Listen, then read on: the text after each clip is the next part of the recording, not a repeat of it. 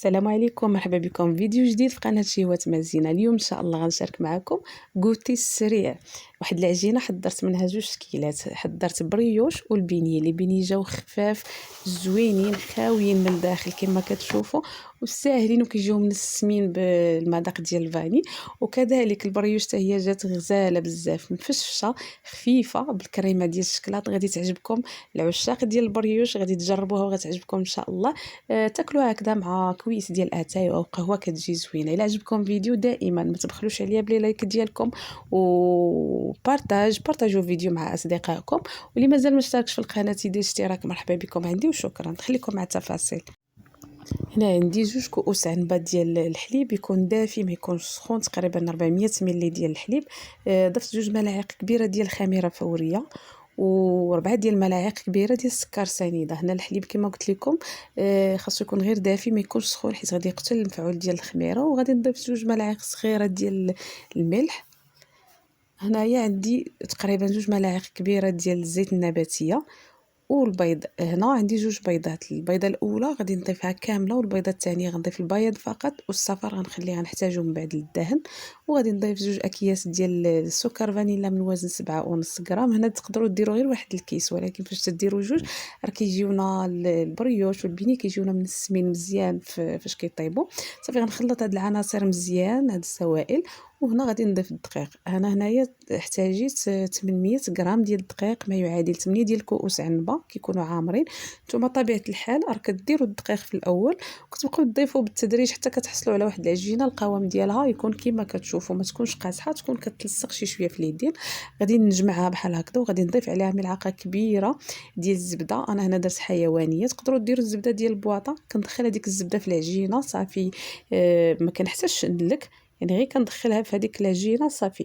وهنايا خديت هذاك الاناء دهنته بشويه ديال الزيت النباتيه وغادي ندير فيه العجينه ونغطي عليها ببلاستيك الغذائي وغنخليها. وهنا مباشره غندوز نحضر الكريمه.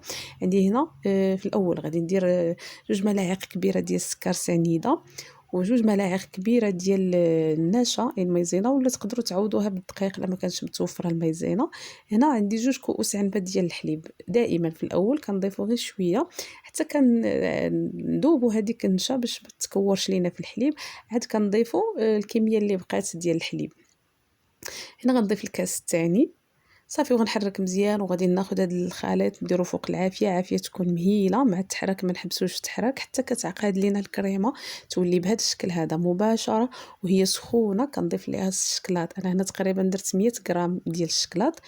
وغادي نضيف كيس ديال السكر فانيلا من وزن 7.5 غرام. غنخلط مزيان حتى كيذوب الشكلاط. وغادي نحط هاد الكريمه في شي صحن باش تبرد ونغطيها بالبلاستيك الغذائي. دائما البلاستيك الغذائي خاصو يكون ملامس للكريمه. هنا البنات هاد الكريمه راه ما استعملتهاش كامله، استعملت غير النصف ديالها. نتوما تقدروا ديروا غير كاس ديال الحليب، يعني غير النصف ديال الكميه. هنا انا درتها هنا في المجمد باش تبرد ليا دغيا. وهنا لقيت العجينه خمرات ليا شي شويه. هنا ما خليتهاش تخمر يضاعف الحجم ديالها مزيان حيت البيني بالاحسن العجينه ديالو ما نخليوهاش تخمر مزيان. هنا قسمت العجينه النصف اللي غادي نحتاجو البريوش انا جمعته كما كتشوفوا، رديته للاناء وغنغطي عليه.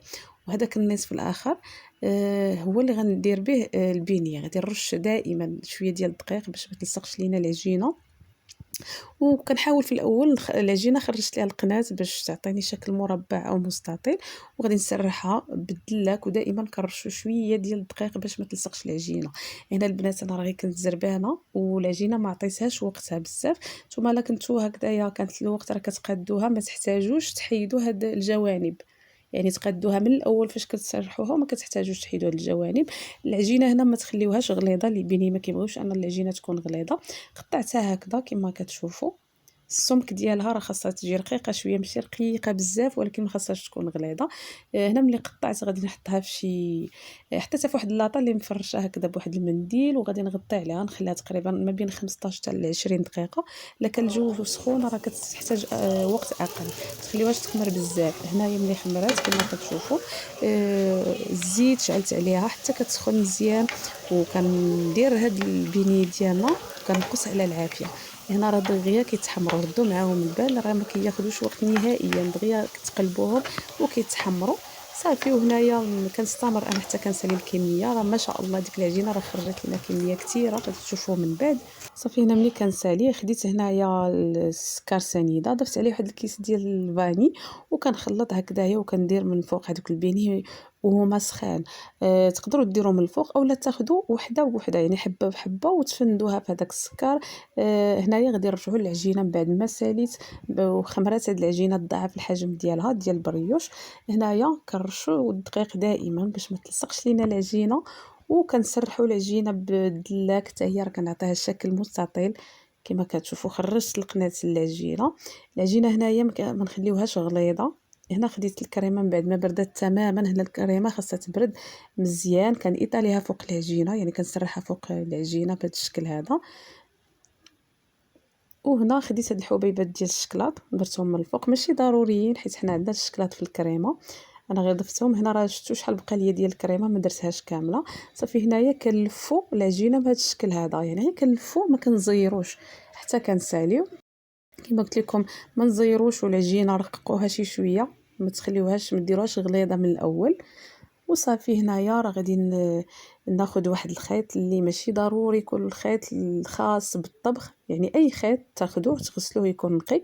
هنا انا راه كنتراسي هكذا باش يجيو كلهم مقادين، يعني قياس واحد.